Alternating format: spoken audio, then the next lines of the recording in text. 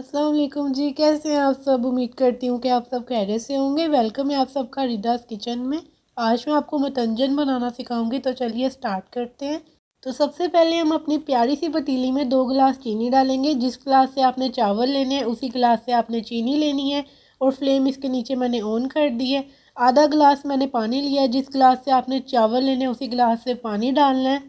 और अब इसके नीचे आपने फ्लेम ऑन करके इसको मुसलसल मिक्स करते हुए पकाना है, यानी इसको मुसलसल आपने मिक्स करना है ताकि चीनी इसमें हल हो जाए।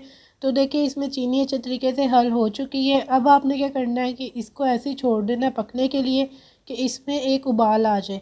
दरमियानी आंच पर देखिए पकाया और इसके अंदर एक उबाल आ चुका है आपके सामने। इस पॉइंट के ऊपर जो है ये देखिए इसका हम चेक करेंगे कि शीरा ठीक बन रहा है। तो ये देखिए इसमें लेस सी बन रही है। हमारी चाशनी बिल्कुल तैयार है। 2 से 3 इलायची मैंने इसमें डाली है और इसको अब साइड पे करेंगे।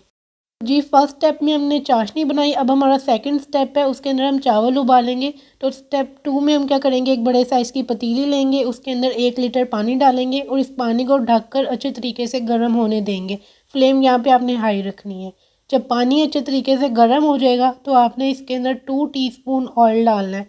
2 टीस्पून यानी कि 2 चम्मच ऑयल डालना है ताकि चावल हमारे खिले खिले बने। तो जब ऑयल डालेंगे तो इसको आपने अच्छे तरीके से मिक्स कर लेना है। अच्छे तरीके से मिक्स करने के बाद आपने इसके अंदर चावल डालने हैं। यहाँ पे देखिए मैंने 2 गिलास चावल लिए थे जिसे मैंने 20 मिनट के लिए भिगो के रख दिया था और जितना भिगोने के लिए पानी डाला था वो मैंने निकाल दिया और जो सारे चावल हैं वो मैंने इसके अंदर डाल दिए। 2 गिलास चावल थे, जिस गिलास से चीनी ली थी उसी गिलास से चावल डाले हैं। इसको अच्छे तरीके से मिक्स करेंगे और 10 से 11 मिनट तक के लिए दरमियानी आंच पर पकाएंगे ताकि इसमें एक कनी रह जाए। पूरे 12 मिनट बाद ढक्कन हटाया और हमारे जो चावल हैं तकरीबन हमारे तैयार हो चुके हैं जैसे हमें चाहिए थे, यानी एक कनी अंदर होनी चाहिए।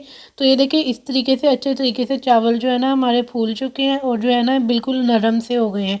इसी तरह के हमें चाहिए। अब इन्हें छान लेंगे और यहाँ पे सेम वही पतीली ली है क्योंकि मुझे पतीली बहुत पसंद है। इसके अंदर अब 4 खाने का चम्मच देसी घी जाएगा। अगर आप ऑयल यूज़ करना चाहते हैं तो वो भी यूज़ कर सकते हैं। तो मैं यहाँ पे देसी घी का इस्तेमाल कर रही हूँ। इसको आपने अच्छे तरीके से मेल्ट करना है।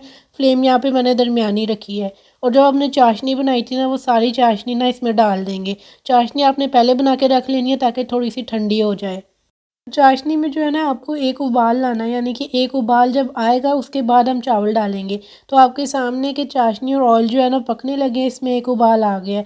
अब जो सारे चावल थे हमने उबाले थे वो इसमें बड़े एहतियात से डालेंगे। चावल टूटने बिल्कुल भी नहीं चाहिए वरना फिर वो अच्छे नहीं लगेंगे।